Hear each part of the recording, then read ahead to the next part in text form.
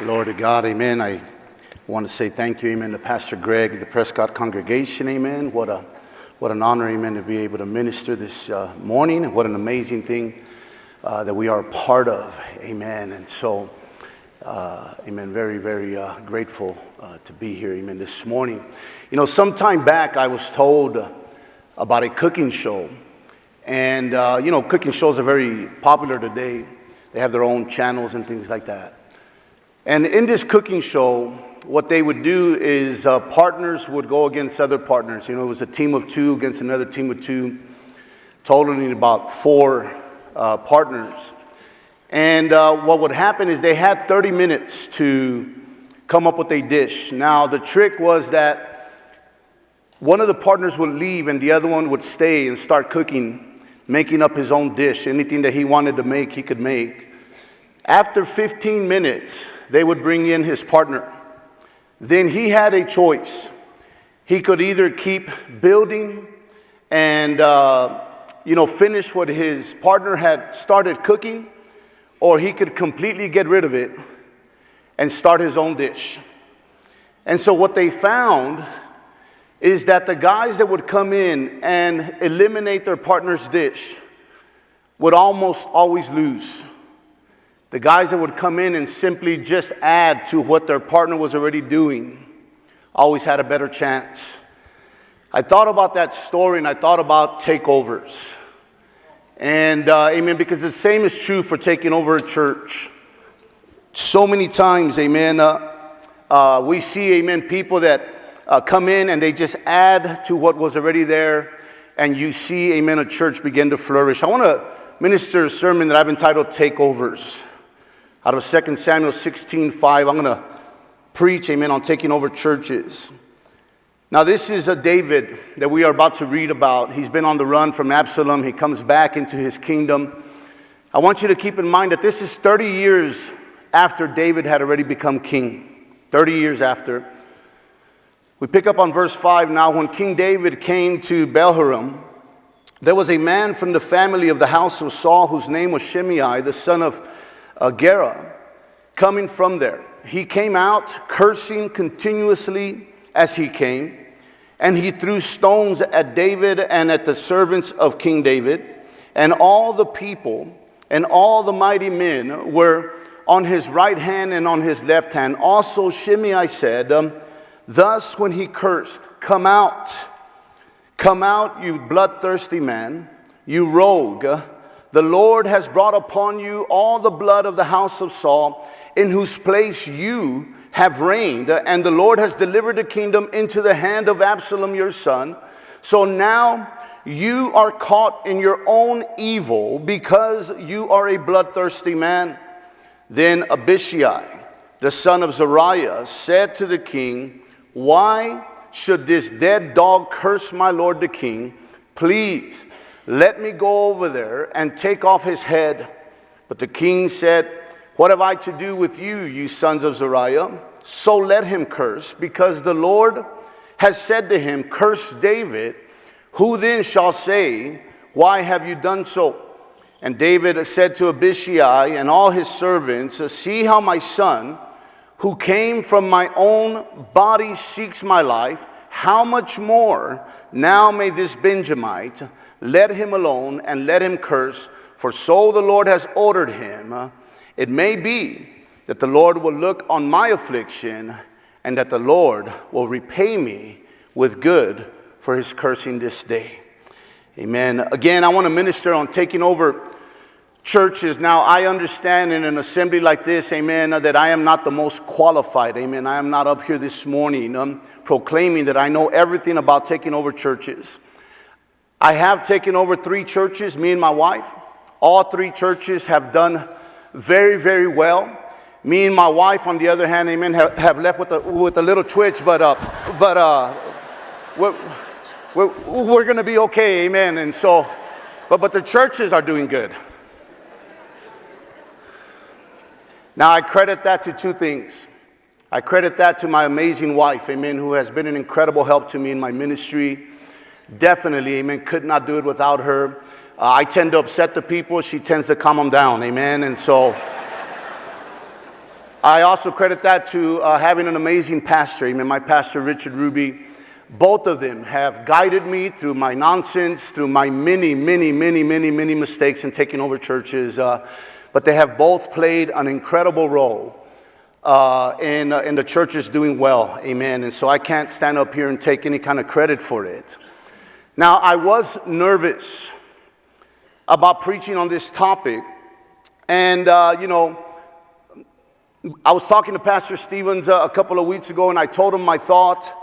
And he said, Roman, it's one of the biggest challenges in our fellowship right now. It's one of the biggest problems is takeovers. And I also called Pastor Greg and went over my thoughts, some of my thoughts with him. And he told me, the same thing, filled in some, gave me some advice. And so I'm going to minister him in a sermon that I've entitled Takeovers. Now, first of all, I want to look at understanding your position, or what I call a one-way love. Now, this is the day that David was waiting for, to be made king. But it's important to understand that he's taking over another man's kingdom, another man's ministry, if you would. He didn't build it, and he wasn't the first king. Saul was. And our fellowship is now over 50 years old. Many of our churches have had takeovers, multiple pastors. In fact, all of our board of elders have taken over another man's ministry with the exception of Pastor Harold Warner. And so that's where we're at right now in our fellowship. In our text, David was over 60 years old, almost 30 years after he was made king. That means Shimei still hadn't accepted him. Now they tell us give it about 5 years and then the church turns out. We're talking about 30 years. And there's still people in the kingdom that have ill feelings about the pastor. So we see here that not everyone is excited about David taking the kingdom. You're going to have people in takeovers that are excited for you. They're happy. But then you're also going to have a group of people that are not excited and they are upset. I want to draw a parallel this morning in taking over churches and taking over an instant family. When I got married to my wife, Nora, she had 2 boys. She had a 4-year-old and a 7-year-old. And I understood that I wasn't just marrying Nora. I was also going to marry her boys, that they were going to become my sons. And I also understood that it was probably going to be a one-way love. In other words, I was going to provide and I was going to love those boys like they were mine, but they were probably never going to love me back. Not like their real father anyways. I remember, shortly after we got married, they started calling me dad. They hadn't seen their father in years, and one summer they went to go see him. They come back calling me Roman. I said, hey, man, what happened? And, my youngest son, he says, my dad said not to call you dad. You're our fake daddy. You're not our real daddy.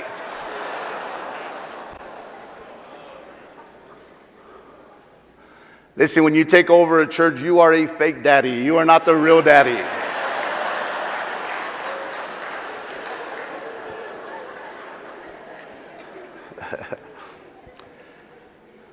And, not understanding this or not being okay with this can really hurt you in the long run. We see the wisdom here in David's ministry when Shimei begins to attack him, and he makes a decision to not attack him back and not kick him out of the kingdom. The reality is that we need Shimei's in our lives because they reveal a man's true character and true leadership. Too many pastors are too quick to put people out of their church or to sit people down when they take over churches. And what you don't understand sometimes, and I know there's a time and a place for that, but what we don't understand is that Shimei's keep us accountable. And I talk to some pastors, man, and it seems like every time I talk to them, all they're doing is sitting people down or putting rebels out. Usually it's because they question them. And so what happened, man? No, man, this guy came and he questioned me and my decision.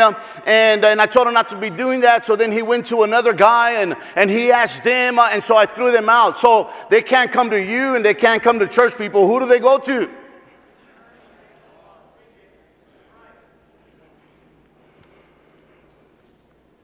Shimeites make you prove yourself and your leadership. Will you respond correctly when someone is attacking you the way they were attacking David? David said, let him alone and let him curse, for the Lord has ordered him. David responded well because he understood that people were watching every decision that he was making and how he judged things. And he understood that his decisions were either going to help him or cripple his ministry.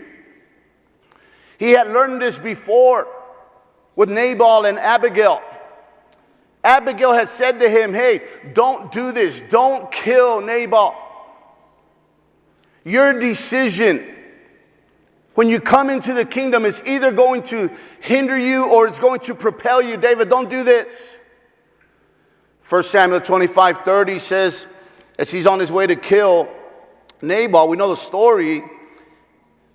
Abigail meets him. It says, and it shall come to pass when the Lord has done for my Lord according to all the good that he has spoken concerning you and has appointed you ruler over Israel, that this will be no grief to you, nor offense of heart to my Lord, either that you have shed blood without cause, or that my Lord has engaged himself. But when the Lord has dealt well with my Lord, then remember your maidservant. And so this is something that he understood. He had already gone through. He understood that my decisions are going to affect my ministry. And the truth is that sometimes the people that attack or question your leadership in the beginning when you take over a church, if you prove yourself to them, can be some of your greatest assets later. And those that immediately get behind you and pump you up and cheer you on, many times are the ones that betray you and become your worst enemy later. Can you say Ahithophel? When I first took over the church in McAllen, immediately, I was only there a week. And I'm in the office with this man. And it gets heated really fast. And so, he's in my face. And he's cursing me out. He's telling me off. He then closes his fist and his bottom lip begins to shake. And I'm like, oh, no, don't swing, man. Please don't swing. I don't want to have to knock you out, bro. Please. And he's shaking, man. And he finally storms out of there. And then he starts sending me all these texts. Just vile, man. Vile texts. He said to me, you know what? You're nothing but a vato from the streets. He says, you're devoid of understanding, and you're not ever going to do good here. And, he was partly right. I had to go home and look up what devoid meant. That's not even a lie. I went home and what the heck does devoid mean, man?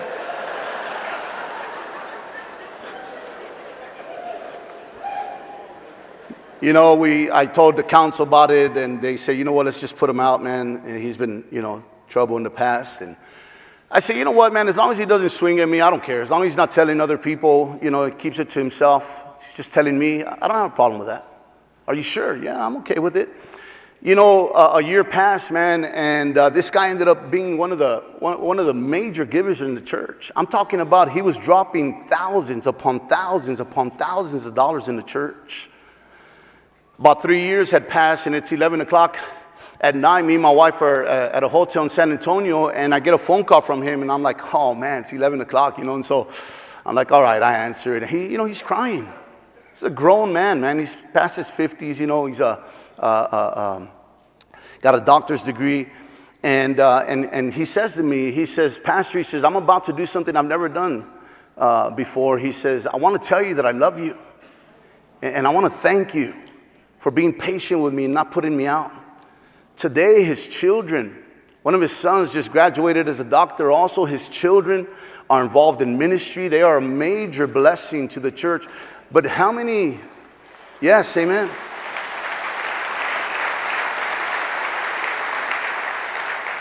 How many people, the moment that anything's questioned or anything, I mean, just immediately, man, you know what? You're out of here.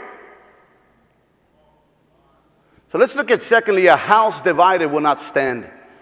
The wisdom in leaving them alone.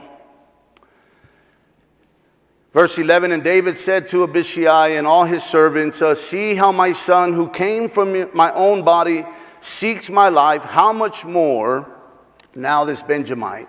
Let him alone. Let's look at a few things that will hinder you from having a successful takeover. A couple of things. Number one is taking things personal. I'm getting like a million texts as I'm preaching. Obviously, I can't look at my text right now. Amen. So let me preach. Amen. A few things that'll hinder you. Number one is taking things personal. Amen. Probably one of the most annoying things to hear as you take over a church is Pastor so-and-so didn't do it that way. The previous pastor's wife didn't run the nursery this way. And sometimes they'll even begin to attack. They'll attack your ministry. They'll attack your children. They'll attack the way your wife dresses. And if you're not careful, man, you begin to take things personal. And what happens when you take things personal is then now you have to attack. You have to begin to attack back. It's right here where many pastors begin to attack and destroy the church, and they start saying things about the previous pastor and his wife. One of the worst things you could ever do is to put down the previous pastor. Now, I've seen guys that take over churches of 100, 150 and dwindle them down to 10 people. And when you talk to them, what went wrong, man? Nobody was saved. Not one good couple in 110 people? Nah, man. I don't know what the previous pastor was doing. And the problem is that they come in, you know what? I'm the new sheriff in town. Instead of I'm the new shepherd in town. How can I serve you?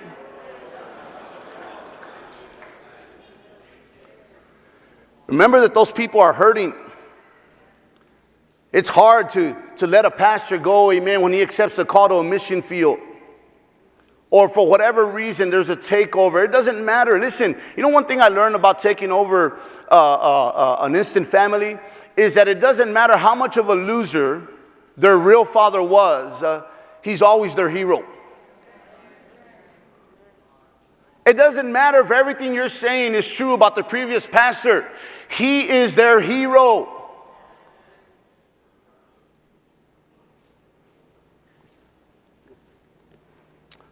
Biggest fear of any pastor that has pioneered and built anything from the ground is to turn it over to somebody that's going to destroy it.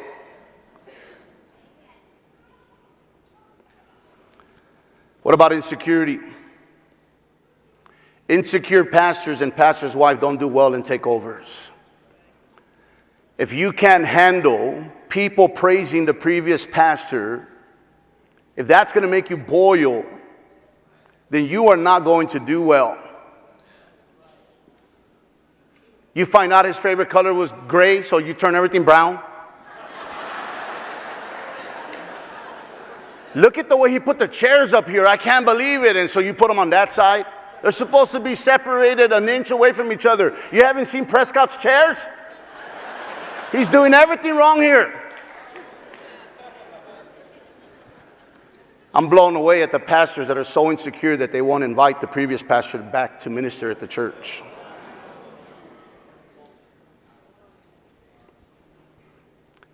I was taught that you invite the previous pastor back. I've done that with all three churches. Now, notice I didn't say I liked any of them. But I did invite them back. It does wonders for your people. It actually helps you more than it hurts you.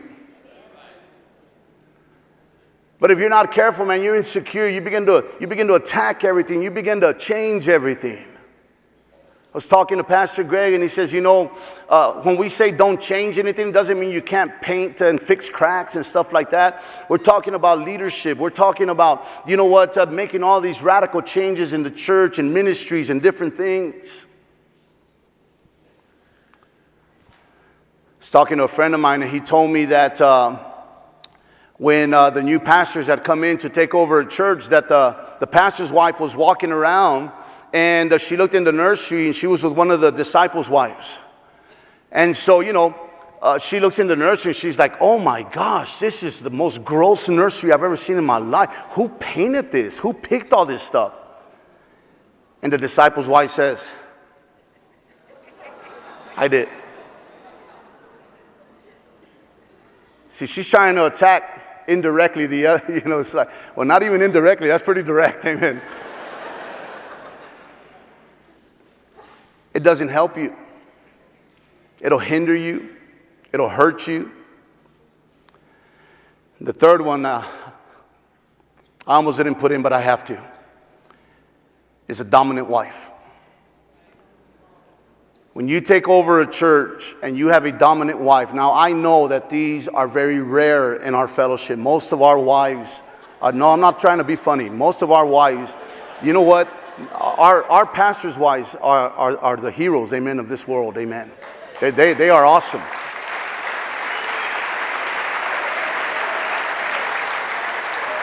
Most pastors' wives are very balanced. Most pastors' wives are servants, amen. They love people, amen. But every once in a while, you get this dominant pastor's wife that wants to come in and run the church. First church we took over, one of the nursery workers wanted to fight my wife, Nora, in the nursery room.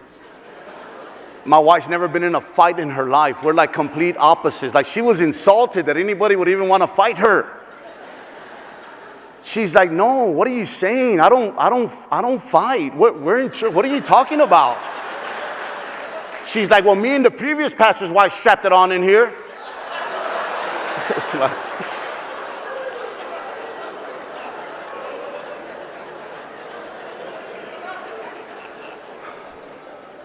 see, having a dominant wife will hinder your takeover.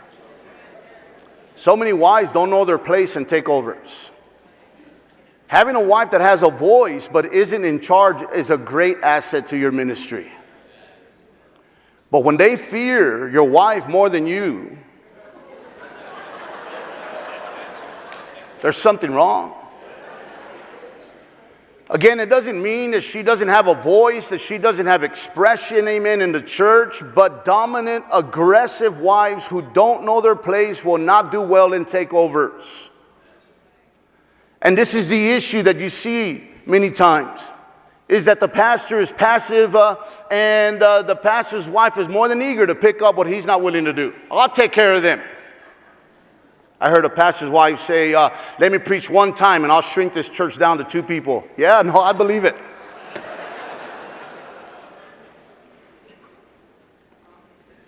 You come in a church, amen, it's such a blessing to have a wife that understands hurt people, that understands that you need to work with people and give them an opportunity to build a relationship with you.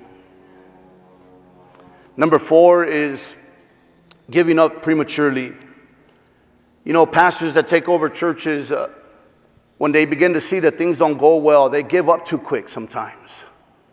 You know, I just had 2 couples. I've been pastoring the McAllen Church now going on 10 years. I've had 2 couples just recently in the last few months come up to me and tell me, Pastor, we finally made a decision to get behind your ministry. We are going to submit under you from here on out. Now, they weren't giving me any trouble. It shocked me. I thought they had already received my ministry, amen. But apparently they're still waiting. You know what they're doing? They're looking at the way you handle stuff. They're looking at the way you make decisions, the way you care for people or don't care for people. These are 2 couples that have been in the church for 30 years. I'm their 3rd pastor. And after 10 years, you know what? I'm going to get behind you now. I believe it's Pastor Warner that said takeovers are like ships, not boats. Ships take a long time, amen, to turn around. Boats you can turn. Takeovers are like ships. Stick around long enough and you'll see some things. Win the people over. Love the people. Care for them. Be a blessing to them. Serve them. Me and Nora were recently, a few months back in Chetumal, Mexico, with one of our couples, and they have a blended family, but you would never know it if someone didn't tell you.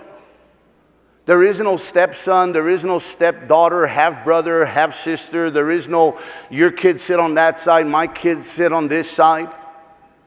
It's really crazy because her kids are the ones that are around him all the time, and his kids, they both had kids from previous relationships, and his kids are the ones that are with her. And so listen, it is a beautiful thing to see that. But it's even more beautiful when you see it in a church. It's sad, man. No, I'm from Apollos. On this side, and on this side, we're from Paul.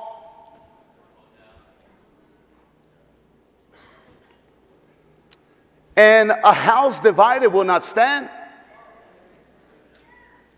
It's beautiful when you can't even tell who's from who, what fruit is from what. My kids, my converts, you see those people, man, they're trouble. They came from the other pastor.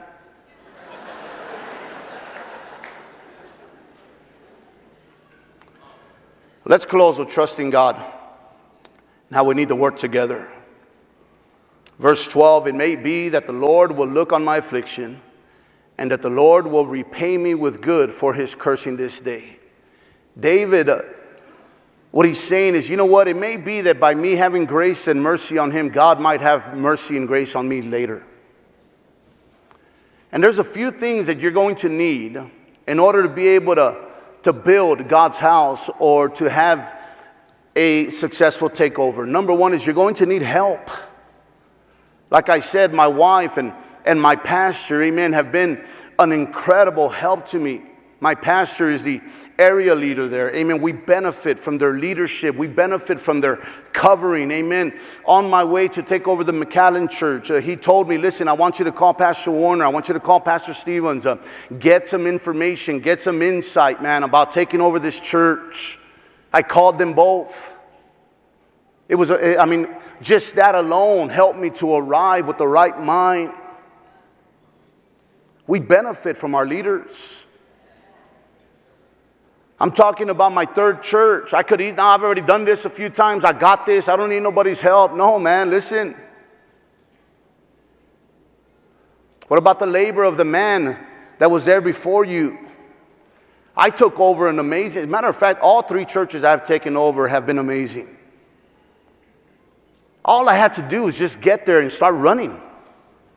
There was already disciples. There was already liberal people. There was already people that believed in God, people that prayed. I just kind of just inserted myself and actually just went along with everything that was going on.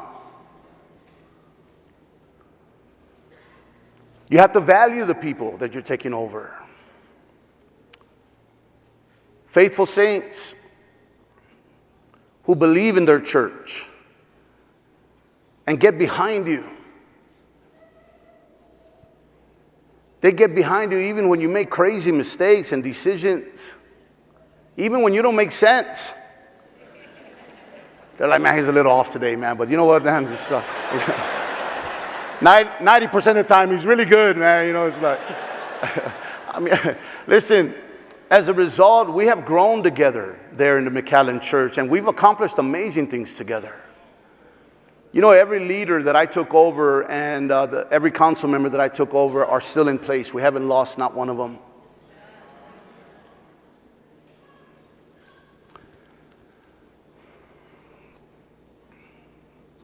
In business, you don't reinvent the wheel. You use your best practices. My best assets in the McAllen church, listen, we have hundreds of new converts. But my best assets are not the new people, man. They're the older people, the pillars. They've experienced some things. They've weathered some storms. They know what it's like to go through some things. Those are my greatest assets. Number two is personal growth. I've grown through each takeover. My first takeover was in Victoria, Texas. My second was San Marcos, Texas. And my third now in McAllen, Texas. Listen, there would be no McAllen without Victoria. Each takeover has been a different season in my life. You have to ask God to give you wisdom.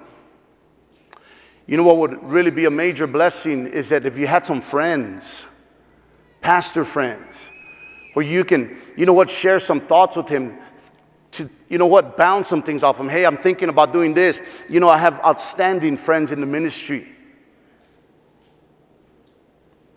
Men that I call and they're like, bro, no, that's not wise. You shouldn't do that. Man, are you sure? Because I really feel like doing it. Yeah, no. It's going to feel great, but the after effect is not going to be good. Just once, let me. See, if you don't have friends, you haven't even but to bounce things off of, then it's just your mind and your thoughts and your heart. Mine, I don't know who preached on it this week. Mine's all jacked up. I can't trust myself. Amen.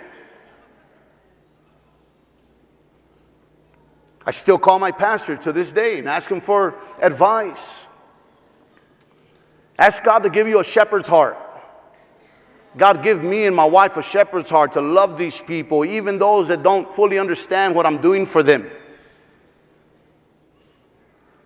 Build relationships in the church. Let them see how you love God, how you love your wife, how you love your children. Too many pastors, they pastor from a distance.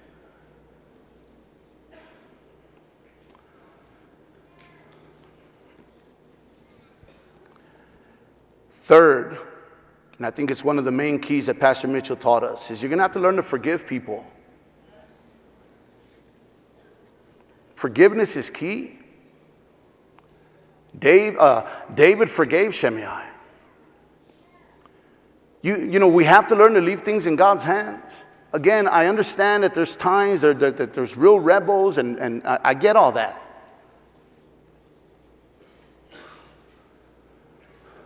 But you know what the truth is? That God deals with the Shimei's. If you know the ending of this story, David is on his deathbed and he says to his son, remember Shimei. These were some of his last words. And Solomon calls Shimei. He says, listen, man, you can live here. The day I find out you crossed the river, you're going to die. 1 Kings 2:44, the king said moreover to Shimei, as your heart acknowledges all the wickedness that you did to my father David, therefore the Lord will return your wickedness on your own heart. Listen, those of you that give pastors a hard time. But the king Solomon shall be blessed, and the throne of David shall be established before the Lord forever. So the king commanded Benaiah, the son of Jehoiada, and he went out and struck him down, and he died. You have to trust. You have to allow people to work things out. Amen. Especially when you've just come into a church. Let them weather some things. Let them, work things out in their own life. This was, one of the things that really, Pastor Mitchell had so many amazing things about him, Pastor Wayman Mitchell. And you see it now working in Pastor Greg. One of the things that I loved about Pastor Mitchell is that he was very forgiving. He was always happy. You would think, man, after so many people that have betrayed him, talked about him, built webs, all kinds of crazy things, and yet he was forgiving. If you got your heart right, you could come back in.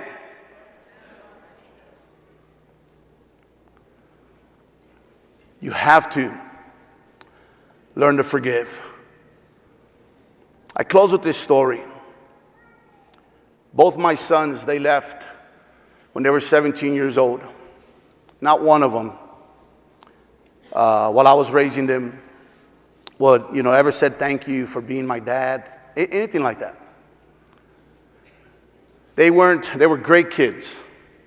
Awesome, man. Two of the greatest sons to this day. But I didn't get thank yous. I didn't get, man, thank you for going to work every day, Dad, and just providing for us while my real father is not here. I didn't get any of that. My son, almost 10 years, my middle son, almost 10 years after he left, he wrote this, he posted this on Instagram. He said, shout out to my stepdad, Roman Gutierrez. I wish I could change a lot of things. Growing up, on what we used to put you through. We were young, dumb, and rebellious, but you loved us no matter what. Many of y'all know him or about him, but nobody knows what he went through and what he had to deal with trying to raise somebody else's stubborn kids. If you're a stepfather, I respect you for dealing with somebody else's responsibilities. He always showed us nothing but love. He did 100 times more for us than our biological father did. Not once has he ever said anything bad against my real father, no matter how much of a jerk, which is not what he put, but jerk he was. And my stepfather would always tell us bad things about him. Roman always introduced us as his kids, not his stepkids. He taught me right from wrong, took us to work every morning with him at 5 a.m. When we reached middle school to teach us on how to be a man and that nothing is given to you for free in life. Most of all, he treats my wife like the queen, my mom like the queen that she is. Love you, man. Thanks for being the dad I never had. I pray I can be like you one day. Amen.